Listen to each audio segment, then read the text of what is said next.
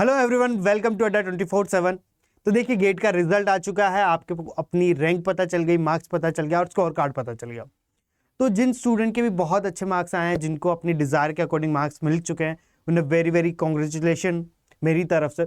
And second बात ये कि अब आगे क्या, कि जैसा कि अब आपको लग रहा होगा कि आईआईटीज़ में एडमिशन, हमें किस आईआईटीज़ में एडमिशन मिल जाएगा, किस आईआईटीज़ की, क्योंकि अपनी आईआईटीज़ में देखिए ऐसा होता है कि जैसे आईआईटी बॉम्बे, तो अगर आप वहाँ अप्लाई करते हैं तो उसकी खुद की एक कॉस्ट है, उसके साथ साथ में वहाँ इंटरव्यू होते हैं।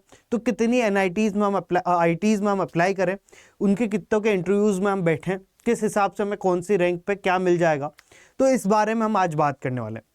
तो इसके लिए आप मेरे साथ बने ही रहिए और देखिए कि अगर आपके रैंक किस साइड आ रही है, तो कौन कौन सा आईआईटीज़ में प्रीवियस ईयर्स का डेटा क्या है, वो डेटा में क्या इंडिकेट कर रहे हैं, और साथ साथ ही किस आपकी ब्रांच में कितनी, जैसे सिविल इंजीनियरिंग में किस किस सेक्टर में आप अपनी मास्टर कर सकते हैं, आप स्पेशलाइजेशन के लिए कौन से सब्जेक्ट चूज कर सकते हैं, अगर आप मैकेनिकल में हैं तो क्या कर सकते हैं, इलेक्ट्रॉनिक्स, इलेक्ट्रिकल, मोस्टली हम कोर इंजीनियरिंग सब्जेक्ट के ही बारे में बात करते हैं।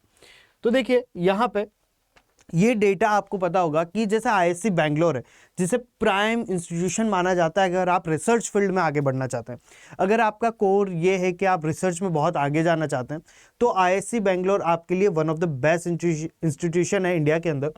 कि देखिए यहाँ पे अगर आपकी ऑल इंडिया रैंक अंडर 100 है, अगर आप डायरेक्ट एडमिशन की बात करते हैं, तो अगर ऑल इंडिया रैंक आपकी अंडर 100 है, जिसमें आप अगर पीएसयूज के अलावा मास्टर करना चाहते हैं, तो आईआईएससी बैंगलोर आपको लेने के लिए रेडी है। और कुछ वहाँ पे आपके पास में कुछ कोर्सेज में केवल आपको आईआईएससी बैंगलोर पहुँचना है, तो 600 तक में भी आप अगर अपनी स्पेशलाइजेशन को चेंज करते हैं, तो आपको कुछ कोर्स में 600 रैंक के अराउंड भी मिल जाएगा। साथ ही साथ अगर आप यहाँ पे देखिए, अगर आप बॉम्बे में जाना चाहते हैं, तो बॉम्बे में भी ऐसा है कि आपको कुछ 600 तक, यानी अगर आप इन जनरल सिविल से बात करते हो 250-300 रैंक तक आप वहाँ पे स्ट्रक्चर के अंदर इंटरव्यू दे सकते हैं। और ये इंटरव्यू के लिए कॉल है, कॉलेज के ऊपर सोली डिपेंड करता है कि वो आपको लेती है कि नहीं लेती है। आपका वहाँ का रिटर्न एग्जाम, वहाँ का इंटरव्यू कैसा गया, वहाँ जाने के बाद भी आपको रिटर्न एग्जाम देना पड़ेगा। वहाँ पे आपको, यहाँ पे बॉम्बे आपसे रिटर्न एग्जाम भी लेगा, इंटरव्यू भी लेगा, और उसके बाद वो सोली डिपेंड करेगा कि वो आपको लेना चाहता है कि नहीं लेना चाहता। ये रैंक इसलिए है कि वो आपको कॉल करेगा, है ना। तो ये जो हम डेटा बता रहे हैं इस बारे में है कि आपका एडमिशन कब तक हो जाता है ना। उसके बाद Indian institute of technology Kanpur की बात करें, आईआईटी के की, तो उसमें भी ऑल इंडिया रैंक 100 और 300 के रैंक के लिए, कि कानपुर, दिल्ली और मद्रास के बारे में बात करें। देखिए मद्रास रिसर्च के लिए, मद्रास भी आईआईटी काफ़ी अच्छे रैंक लेके आ रहा है। और आईआईटी दिल्ली में आपको एक खास कंपटीशन देखने को मिलता है। इसका रीज़न दो है।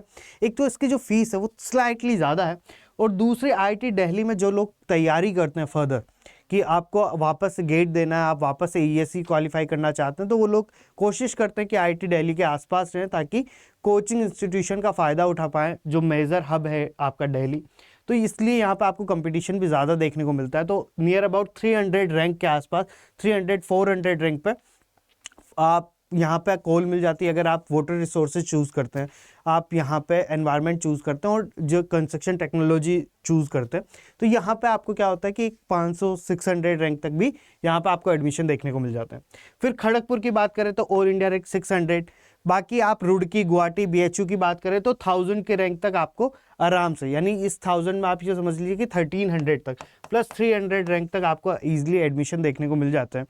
वहीं आप साउथ की एनआईटीज़ और यहाँ पे आईआईटी हैदराबाद की बात करें और पटना की बात करें तो 1500 तक, और इवन गवर्नमेंट कॉलेज जैसे एनआईटीज़ जो है आपके टॉप एनआईटी, तो नियर अबाउट अगर आपकी रैंक 2500 से लेके 3000 तक है ना, इस डेटा के बीच में मिलती है, तो आप आईआईटीज़, है ना, एनआईटीज़ और कुछ अदर जो गवर्नमेंट के इंस्टीट्यूशन है, वहाँ पे आप जाके अपना एमटेक परस्यू कर सकते हैं।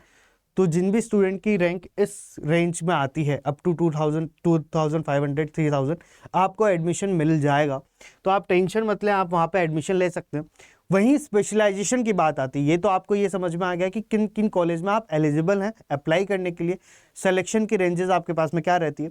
अब किस किस डिपार्टमेंट में, देखिए सिविल इंजीनियरिंग में आपके पास में जियो technical and Jio environmental engineering है। आपके पास में रॉक इंजीनियरिंग है, स्ट्रक्चर इंजीनियरिंग है, वाटर रिसोर्सेज है, कंस्ट्रक्शन टेक्नोलॉजी है, कंस्ट्रक्शन इंजीनियरिंग एंड मैनेजमेंट है, एनवायरनमेंट है, आपके ट्रांसपोर्टेशन है, स्ट्रक्चरल इंजीनियरिंग हुआ, डिज़ाइन हुआ आपके पास में। वहीं मैकेनिकल इंजीनियरिंग में आप देखेंगे डिज़ाइन ऑफ मैकेनिकल इक्विपमेंट हुआ, इंडस्ट्रियल इंजीनियरिंग हुआ, प्रोडक्शन हुआ, थर्मल इंजीनियरिंग हुआ। तो ये ऐसे कुछ टॉप ब्रांचेज हैं जहाँ पे आपको एमटेक में एडमिशन लेना चाहिए। वहीं इलेक्ट्रिकल की बात करें तो कम्युनिकेशन है, कंप्यूटर टेक्नोलॉजी है, कंट्रोल और ऑटोमेशन है, इंटीग्रेटेड इलेक्ट्रॉनिक एंड सर्किट्स है, पावर इलेक्ट्रॉनिक्स और इलेक्ट्रॉनिक मशीन है आपके पास में, जो यहाँ पे काफ़ी प्राइम है।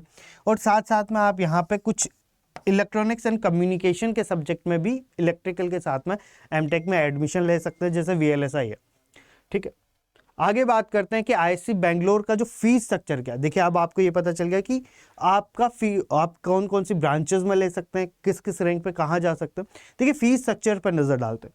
अगर हम यहाँ पे एमटेक की बात करते हैं, है ना, तो जनरल OBC और EWS कैटेगरीज पर आप बात करो तो जो ईयरली आपकी ये सेमेस्टर वाइज जो फीस है, ये आपके पास में कुछ यहाँ पे एनुअल फीस है, कुछ जैसे ये ट्यूशन फीस है ये एनुअल फीस है, बाकी कुछ आपको जैसे यहाँ पे स्टेचुरी डिपॉजिट ये एक ही बार देना होता है, तो 29,200 ये फीस है आपके पास में।